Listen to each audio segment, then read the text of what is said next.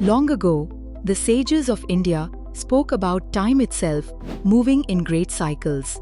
They called these cycles yugas, or ages of the world. The first age is Satya Yuga, also known as the Golden Age. In this time, truth and righteousness are strong. People live in harmony with nature, with honesty in their hearts and clarity in their minds. It is the age of purity, when Dharma, the cosmic law, stands tall on all four legs. But as the cycle moves forward, the light fades a little. The second age, Treta Yuga, begins. Here, Dharma loses one leg, standing on only three. Goodness still shines, but pride, desire, and ego start to grow. Great kings like Rama appear in this age, guiding humanity to balance in a world that is no longer perfect. Then comes Dvapara Yuga, the third age.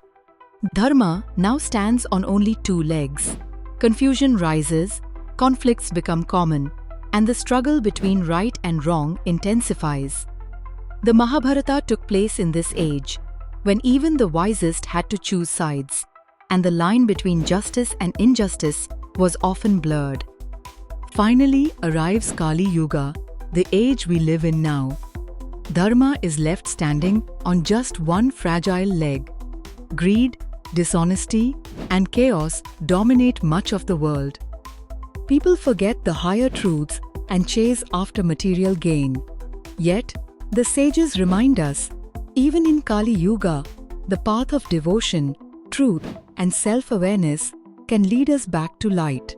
And when this dark age ends, the cycle begins anew.